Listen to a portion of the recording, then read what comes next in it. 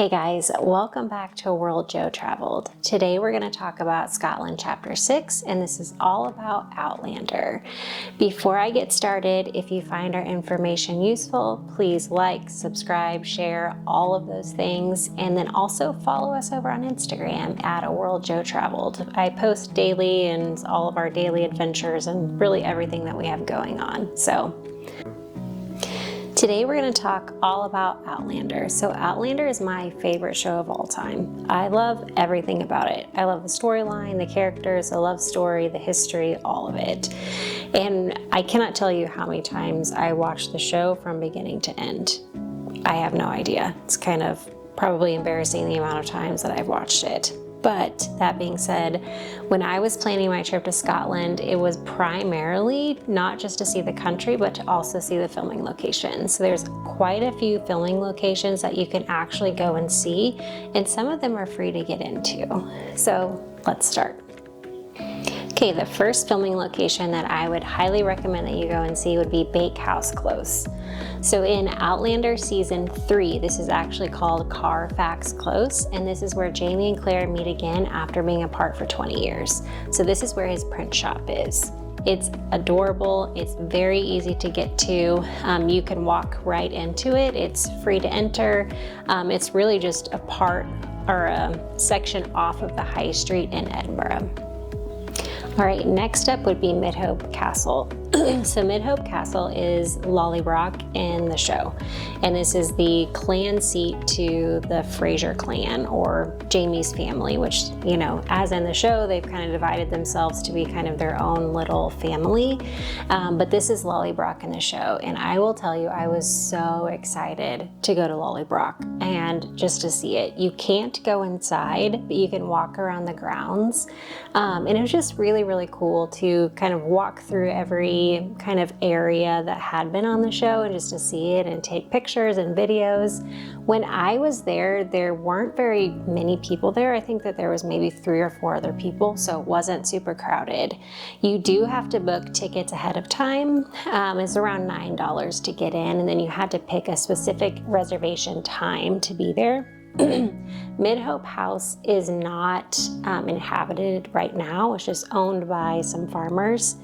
The last time it was inhabited was in 1851, I believe, excuse me, by 53 farm workers.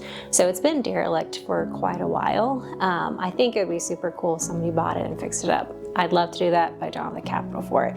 All right, and Midhope House or Castle is around 30 minutes from the city center of Edinburgh. I would recommend either renting a car or getting an Uber out there. It may be challenging to get an Uber back, so I would suggest renting a car.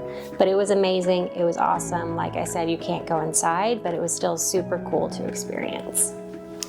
All right, next up is Blackness Castle. On the show, this was Fort William. So what it's famous for was in season 1, whenever Jamie was flogged by Blackjack Randall.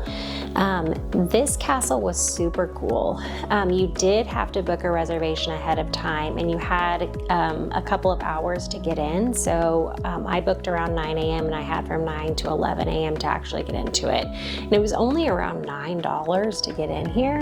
But the thing that I really enjoyed about this castle is it felt extremely authentic. It's been fully restored.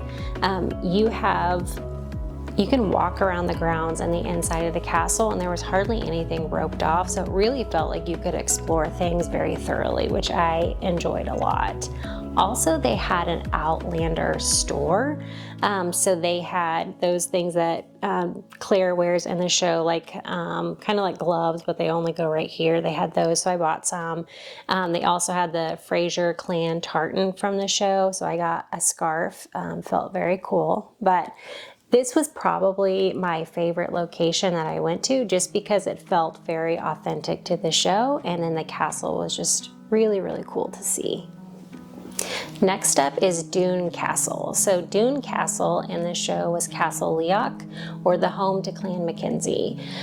So this castle was a little bit underwhelming, if I'm completely honest, but on the inside of the castle there were those voiceovers that you could listen to, and they were all narrated by Jamie, which I thought was really neat.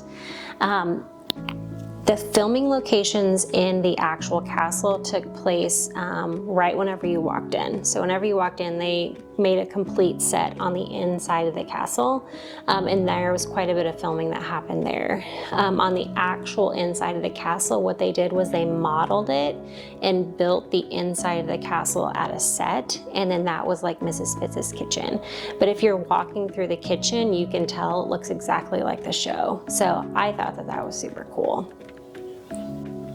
The next Outlander filming location that I went to was in Inverness. So this was the Culloden Moor. So this is where that battle, the Culloden battle, took place. That location was super cool. I liked it a lot more than I thought I was going to. I went after hours, and so there wasn't really any other people there, and you could just kind of walk around. There were walking paths. They did have the Fraser clan stone that you could go and you can sit in front of. It was marked off whenever I was there, so I don't know if that's still going to be the case if you travel there. But I did get to take a picture by this stone, and it just felt really, really cool to be there. They also had a monument there for all of the different clans that were in that battle, and I thought that that was super cool too. So when I was on my trip, I was kind of running out of time. So there were two little villages that I wanted to see related to Outlander. So one of them was Culross and the other one was Falkland. So I ended up choosing Falkland because there was a lot that happened in season 1 that I just wanted to see in person. So in season 1, episode 1, in the square of Falkland, which in the show was Inverness, that is where Claire and Frank had their second honeymoon. So you can actually go into Mrs. Baird's and you can see the little sign that says Mrs. Baird's Bed and Breakfast. Also in that same episode is where Jamie, the ghost of Jamie, is looking up at Claire on the city center, and you can actually go to that location as well. And then the other part that I wanted to see and got to see was in also season 1, episode 1, Claire is looking through a window at some vases that she's like considering purchasing and doesn't end up buying them. So in that, it's actually a coffee shop, and you could go in and get coffee, and then they have some memorabilia for the show as well, so you can purchase some stuff. But I thought it was super cool. It was very quaint, and the locals were extremely nice and really kind of excited to get all that tourism there. So those are the locations that I went to when I was in Scotland. I was very happy with all my choices. There's obviously other locations that you can see in Scotland. The chapel that they got married in. There's a couple of other locations that you can check out. Culross for one, that is the town that there's quite a bit of filming done in. But yeah. So that's what I got to do. If I ever went back, I would definitely check out those locations as well as other locations related to Outlander. But that's all I've got for you today. I hope this is helpful. And again, like, subscribe, share, follow us on Instagram. See you next time.